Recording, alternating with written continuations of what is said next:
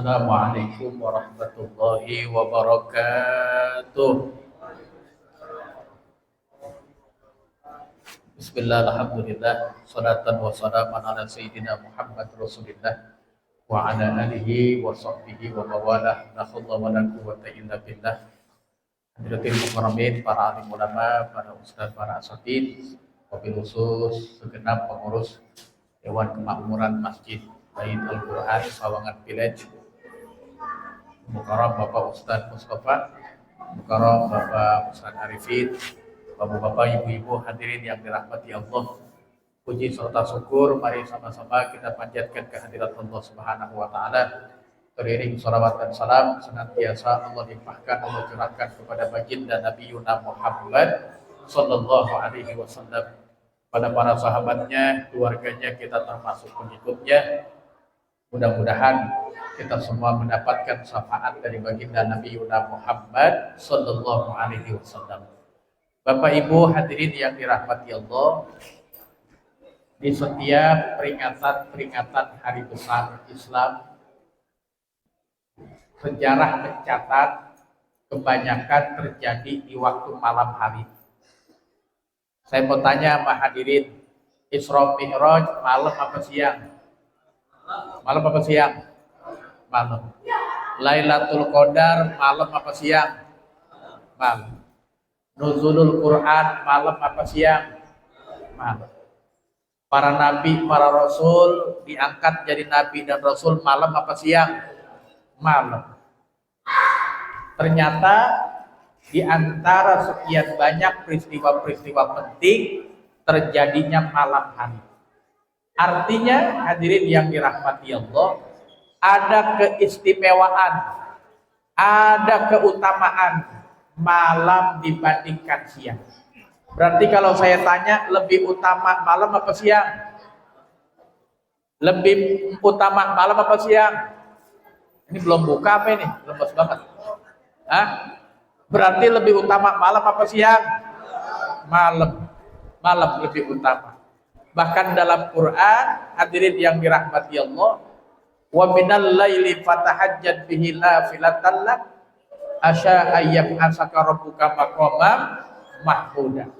Di sepertiga malam kita disuruh bangun sama Allah. Ibu, bangun sepertiga malam. Untuk apa? Untuk beribadah sebagai ibadah tambahan. Maka Allah bakal mengangkat derajat kita di hadapan manusia pun nanti di hadapan Allah kelak. Amin ya rabbal alamin.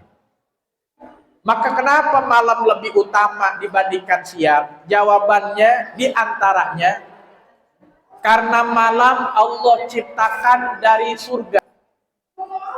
Gimana Pak? Malam diciptakan dari surga. Kalau siang Ibu, siang diciptakan dari neraka. Kenapa malam diciptakan dari surga? Dari mana dalilnya? Dalam kitab Daqaiqul Akbar diceritakan bahwa malam diciptakan dari surga. Di surga ada cahaya gelap.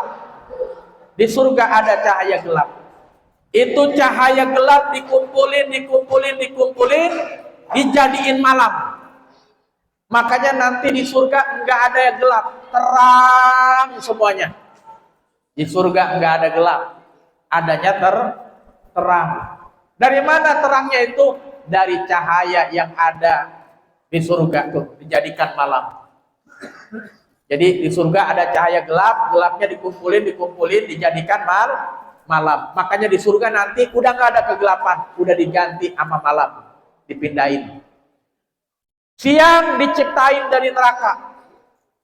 Kok diciptain dari neraka? Sebab di neraka ada cahaya terang.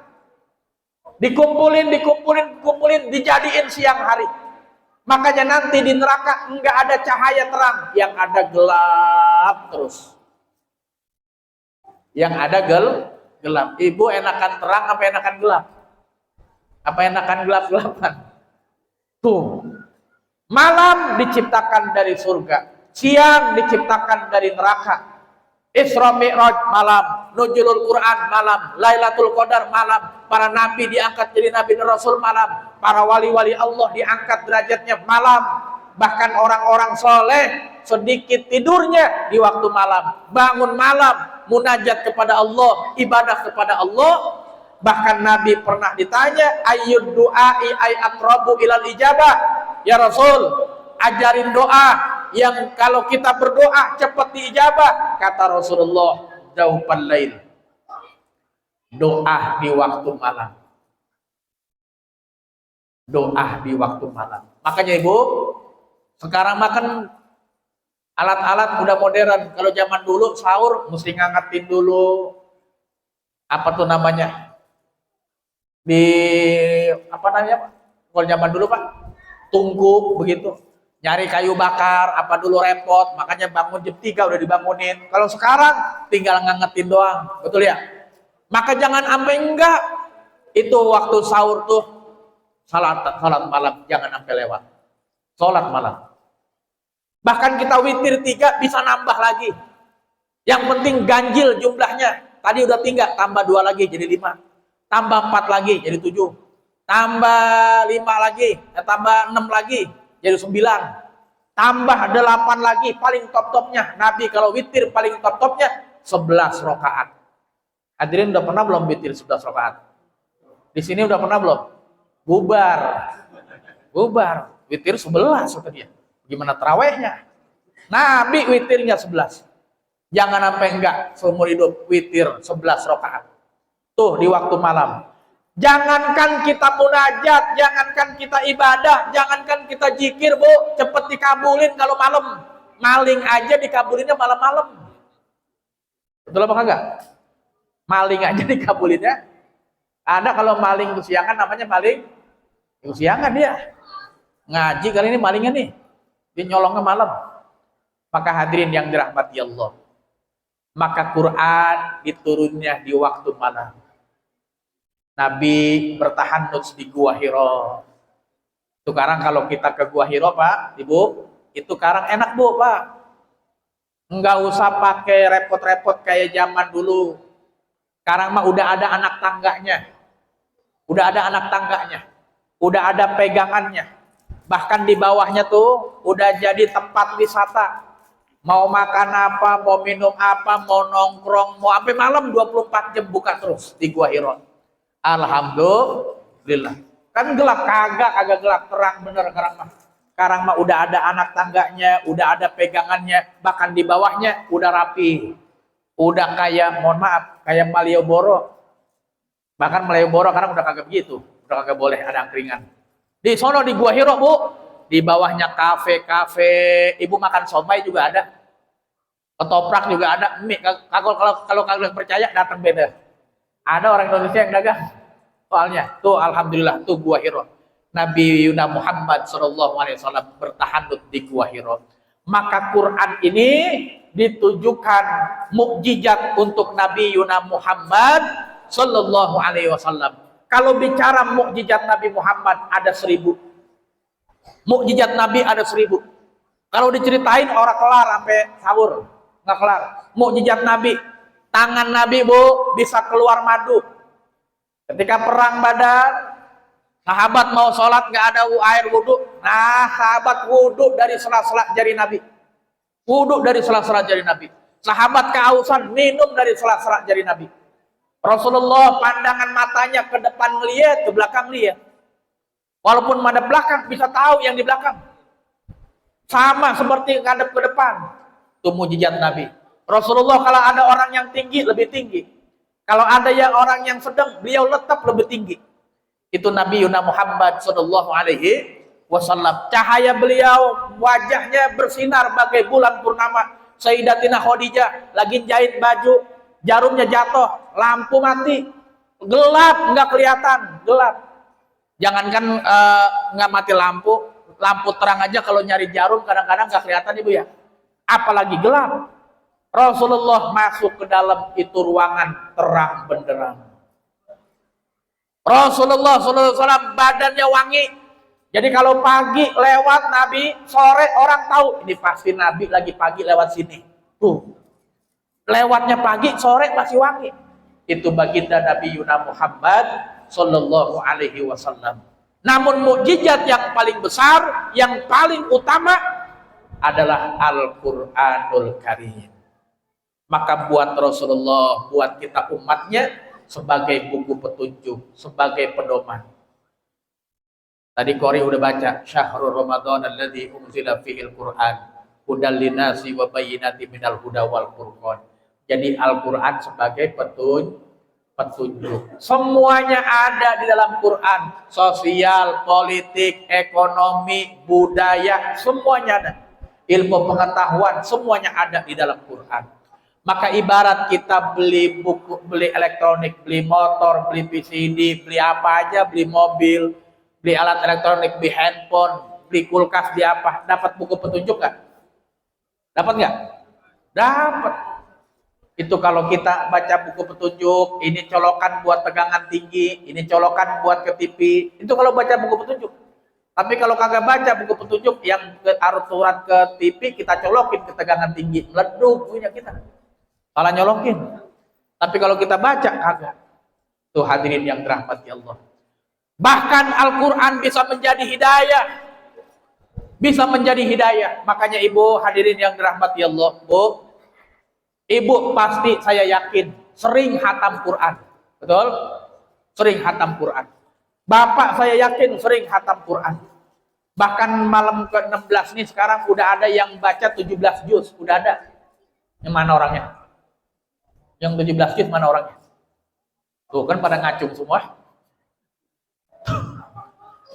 Saya yakin sering hatamin Quran, betul? Tapi coba, ibu pernah nggak menghatamkan terjemahan Quran?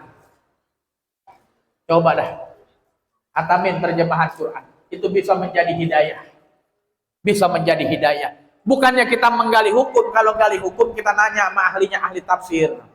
Tapi sekedar baca terjemahannya aja, itu bisa menjadi sebab hidayah. Mana contohnya? Waktu dulu ketika peristiwa 9/11 9 September 11 apa November apa 11 yang di Amerika, ya 11 September ya 11 ya, itu kan banyak tuh orang-orang kafir yang banyak mencemooh Islam teroris, Islam radikal begini-begini. Akhirnya banyak yang buka-buka Al-Quran, banyak yang baca-baca terjemahan Quran. Ada seorang bule, dia baca, Bu, dibaca keparangan surat Al-Qamar, Iqtarabati sya'atu wan saqal qamar. Dibaca terjemahanlah, dan ingatlah ketika nanti hari kiamat sudah dekat. Emang zaman Nabi zaman sekarang kiamat sudah dekat. Dan ingatlah ketika kami belah bulan menjadi dua.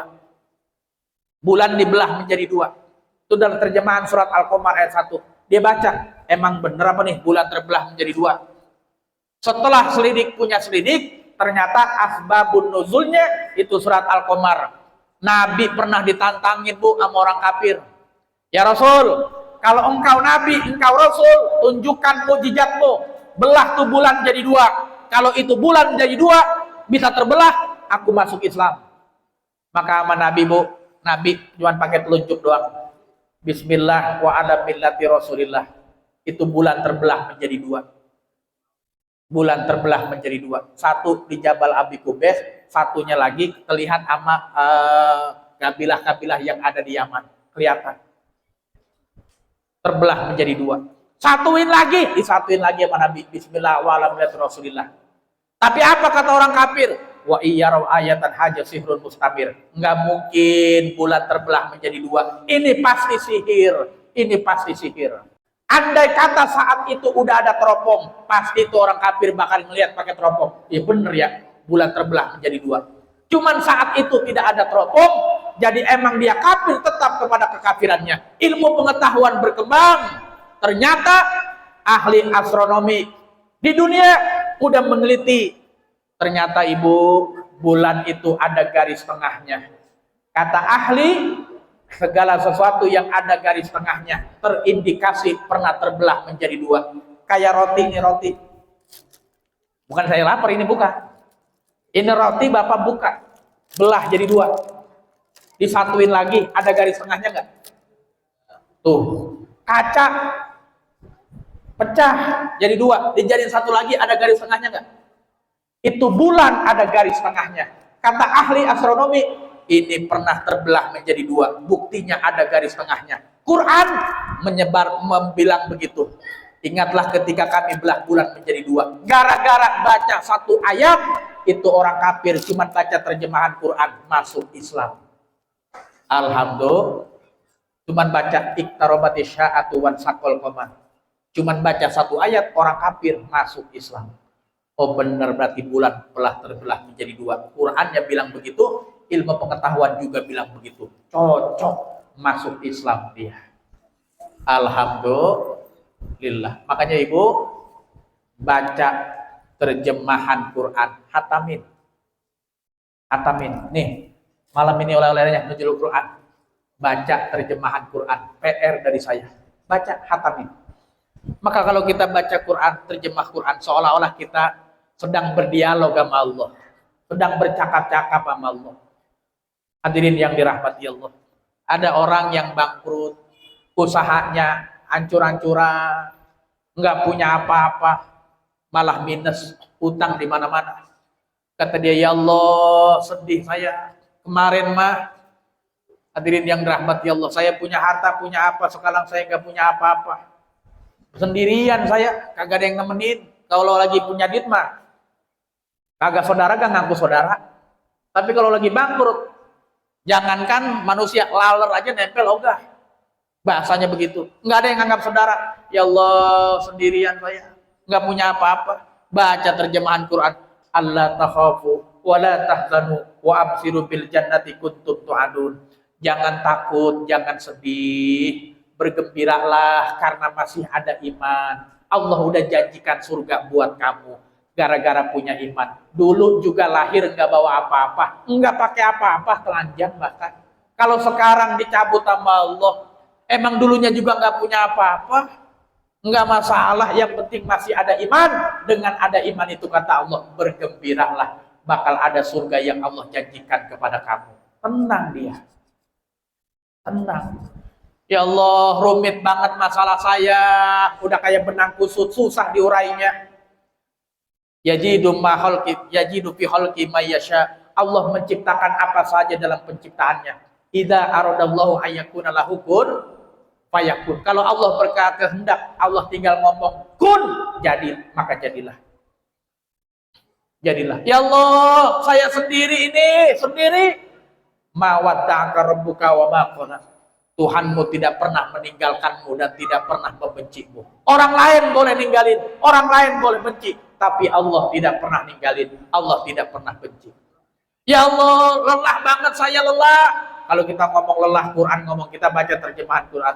Ya ayat Tuhan nafsul mutmainnah, irji'i ila rabbiki radiyatan mardiyah, fadhuli fi ibadi wadhuli jannati. Kalau kita lagi capek, lagi lelah, kita baca, kembalilah kepadaku, kata Allah. Kembali kepadaku, kalau ahli tafsir, diantaranya sholat, suruh ibadah. Sebelum sholat kita wudhu. Ternyata orang Jepang, orang Jerman meliti, dengan berwudhu, tenaga kita bisa kembali 25%. Agak percaya, ibu kalau siang-siang puasa, lagi lemes, lagi letoy, letih, lesu, bahkan ludah aja sampai pahit saking panasnya. Wudhu, baik wudhu, tuh seger lagi.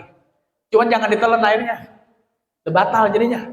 Wudhu aja kita ternyata dengan wudhu bisa menaikkan tenaga, mengembalikan tenaga 25%. Makanya sunnah. Mohon maaf, ketika suami istri mau beribadah, sunnah wudhu dulu. Biar apa? Biar tenaganya kembali. Bahkan sunnah mandi dulu. Biar apa? Mandi bisa naikin 45%. Itu agama udah ngajarin begitu. Jadi baca terjemahan Quran. Ibu, bapak, dulu kita, mohon maaf, mungkin dulu kita, zaman kita belum ada WA. Zaman kita SD, SMP, ada yang namanya ya demen-demenan begitu. Dapat surat, isinya bahasa Inggris dari pacar kita. Kita nggak ngerti bahasa Inggris, kita cari nggak orang yang ngerti. Nyari buat apa? Tolong dong, ini artinya apa ini dari pacar saya nggak ngerti bahasa Inggris ya nih. Itu segitunya kita nyari tahu. Ini surat cinta dari Allah pakai bahasa Arab. Tentu kita bakal lebih nyari tahu lagi. Kebetulan udah ada terjemahannya. Baca aja, baca terjemahan Quran, maka itu bisa menjadi hidayah buat kita, ningkatin iman kita. Amin ya rabbal alamin. Hadirin yang dirahmati Allah, tidak hanya sebagai pedoman, ternyata wa nunazzilu minal Qur'ani ma huwa syifaa'ul mu'minin. Quran juga bisa sebagai obat. Bisa sebagai obat. Tuh surat Al-Falaq An-Nas yang dibaca imam tuh tadi turunnya bersamaan. Emang kenapa bersamaan? Terkait Nabi kena sihir. Emang Nabi nggak dilindungi nama Allah? Nabi dilindungi nama Allah. Cuman itu menjadi pelajaran buat kita umatnya. Kalau kena sihir, caranya kayak Nabi. Baca aja Al-Falaq An-Nas, di depannya taruhin air. Nabi nyontoin begitu. Baca Qul a'udzu birabbil falaq, Qul a'udzu birabbin nas, tiupin ke air, minum. Sebab air itu berpengaruh. Orang Jerman, orang Jepang udah neliti air yang biasa dibaca-bacain kalimat-kalimat yang baik-baik, ternyata rubahnya molekul-molekulnya bagus mengkristal. Itu dibacain dengan kalimat-kalimat yang bagus, wah, air. Apalagi dibacain Quran. Makanya air bereaksi, hadirin yang dirahmati Allah. Mohon maaf, Bu. Air putih dicampur teh jadi air apa? Air teh. Air putih dicampur kopi jadi air apa? Kopi. Air putih dicampur susu jadi air apa? Air susu. Air putih dibacain Quran, dibacain Yasin, dibacain salawat jadi air apa? Jadi air Yasin, jadi air doa, jadi air doa. Jadi air doa. Makanya hadirin yang dirahmati Allah, tuh Nabi nyontoin medianya pakai air. Medianya pakai air. Bahkan kalau kita punya sakit kepala, kalau kata kedokteran mah migrain. Kalau kata orang kampung, Bu, 7 keliling. Itu apa obatnya? Kata Imam Jalaluddin Al-Suyuti, kalau ibu punya migrain, punya 7 keliling, hadirin yang dirahmati Allah, ini berdasarkan penelitian, keilmuan dan keyakinan Al-Imam Jalaluddin Al-Suyuti, apa yang dilakukan? Bacain Quran. Habis wudhu, Bapak wudhu nih, kan di wudhu ada bekas airnya tuh di telapak. Jangan dilap, pegang di kedua pala kita. Bacain, lau anzalna hadzal qur'ana ala jabalin la ra'aitahu khashi'an mutasaddian min khasyatillah 11 kali. Yang punya migrain, yang punya sakit kepala 7 keliling, kata Imam Jalaluddin Al-Suyuti, ambil wudhu, habis itu tempelin di kepala, bacain ayat Qur'annya, lau anzalna hadzal qur'an ala jabalin la ra'aitahu khashi'an mutasaddian min khasyatillah 11 kali. Kalau kita yang ada persendian, ini mohon maaf nih kalau udah usia 60 ke atas, suka sakit sendi, persendian yang terkait, mohon maaf, ada yang stroke segala macam, kata Imam Jalaluddin Al-Suyuti, baca. Habis wudhu, airnya masih ada di tangan, taruh di mana, di bagian yang sakit. Baca. Bacain apa, hadirin yang dirahmati Allah Subhanahu wa taala? Di antaranya ada dalam surat Muhammad. Laqad ja'akum rasulun min anfusikum azizun 'alaihi ma anittum harisun 'alaikum bil mu'minina raufur rahim. 11 kali dibacain. Pegang tuh persendian yang kita yang sakit. Begitu. Apalagi kalau timbang asam urat mah kayak ibu tuh udah selonjoran baik. Gampang dah, bacain Fatihah. Kata Dzurnain, 2 cahaya yang aku tidak berikan kepada nabi-nabi yang lain. 2 cahaya itu apa? Kata malaikat Jibril. Malaikat Jibril turun, ya Rasulullah, aku bawa kabar gembira, Allah kasih kamu 2 cahaya yang enggak dikasih ke nabi-nabi yang lain. Engkau doang yang dikasih. Apa itu cahaya? 1, Ummul Quran, Fatihatul Kitab, Al-Fatihah. Yang kedua, wa khawatimul suratil Baqarah. Jadi Al-Fatihah, yang kedua ayat terakhir surat Al-Baqarah 285 sampai selesai. Yang amana rasulu bima unzila ilaihi min rabbil wal mu'minun kullun amana billahi wa mal dan seterusnya. Ama surat Fatihah. Pantesan di masyarakat dikit-dikit kita mau buka acara baca Fatihah. Kita mau buka kantor baca Fatihah. Kita mau selamatan baca Fatihah. MC baca Fatihah. Dikit-dikit baca Fatihah. Ternyata dalilnya sahih. Jadi kalau dibaca itu Fatihah, itu surat ayat terakhir Al-Baqarah, selain diampunin dosa kita, maka Allah bakal ijabah doa-doa kita. Alhamdulillah. Asam urat, bacain Fatihah, olesin Rexona. Olesin apa, Bu? Olesin Rexona. Asam urat, Rexona, olesin. Sembuh apa kagak? Cobain aja. Cobain aja. Asam ketek baik hilang, apalagi asam urat. Ya, Bu ya. Asam ketek baik hilang, apalagi asam urat. Yang penting yakin. Ini bercanda ini mah. Yang yakinnya Al-Fatihahnya tuh sama Al-Baqarah. Maka semuanya yang ringan itu penyakit johir ringan. Jantung ringan, stroke ringan, kanker ringan. Sebab kalau kita mati bakal hilang. Bakal hilang kagak? Hilang. Sakit berat apa aja kalau kita mati hilang. Ada nggak kita takjiah? Kesian banget tuh mayat masih batuk aja. Ada nggak? Nggak ada. Hilang, TBC juga hilang. Yang susah itu penyakit batin. Makanya penyakit batin, hadirin yang dirahmati Allah, mati kagak hilang, nggak hilang. Dikubur kagak hilang. Kapan hilangnya? Nanti di neraka. Makanya jangan heran ada orang masuk neraka gara-gara sombong, penyakit hati. Masuk neraka gara-gara riya, penyakit hati. Masuk neraka gara-gara ujub, penyakit hati. Kapan hilangnya? Kalau udah dibakar di api neraka baru hilang. Dan Quran bisa menyembuhkan penyakit batin dan penyakit zahir. Terus saja baca terus. Maka kelamaan sifat-sifat buruk yang ada pada diri kita bakal terkikis dengan Al-Quran. Insya Allah. Maka ini hadirin yang dirahmati Allah Subhanahu wa Ta'ala. Pegang terus Quran, baca terjemahan Quran. Maka setiap hari bakal bertambah keimanan kita, bakal bertambah keyakinan kita, bakal bertambah kekaguman kita kepada Allah, kepada Rasulullah, dan kepada Al-Quran itu sendiri. Alhamdulillah. Titiknya aja, titiknya. Udah diteliti sama ulama. Titiknya aja di Quran, Bu, ada 1.025.300. Titiknya tuh. Titiknya ada sin, ada bahkan titik semua tuh. Ada jim, ada titiknya enggak? Ada tanda berhentinya juga. Titiknya aja dihitung sama ulama 1.025.300. Kalau kagak percaya, entar pulang ke rumah hitung baik dah, hitung. Kalau saya mau percaya sih, saya percaya beda daripada entar pulang ngitung kita puyeng juga kita. Lah kalau ngitung duit mah kita lagi ngantuk aja lagi jadi seger kalau ngitung duit. Betul apa betul? Kita ngantuk nih ngitung duit jadi seger. Tapi kalau baca Quran seger jadi ngantuk, emang godaannya begitu, setannya diaurin sama pasir gitu. Makanya fa idza qara'atal Qur'an fasta'id billahi minasyaitonir rajim. Kalau baca Quran awali dengan a'udzubillahi minasyaitonir rajim. Sebab setan kagak demen sama kita, bakal gangguin. Kalau nonton bola kemarin sama Atletico Madrid sama Real Madrid 2 jam manteng baik gini. Nonton bola, coba baca Quran, baru sa'ain enggak. Udah pegel amat ini. Gini. Mata udah begini aja, mata. Kalau nonton bola ngantuk, dimatiin apa bikin mie sama kopi? Bikin kopi sama kalau lapar makan mie. Kalau baca Quran ngantuk, bikin kopi apa sedekah? Tuh kita tuh lagunya tuh begitu. Giliran nonton TV mah ngantuk, nyeduh kopi, makan mie. Kalau baca Quran ngantuk, malah sedekahul azim. Berarti emang segitu baru segitu. Ala kulli hal hadirin yang dirahmati Allah, pesan kami di peringatan Nuzulul Quran ini, baca terus Al-Quran, jangan lupa baca terjemahan Quran.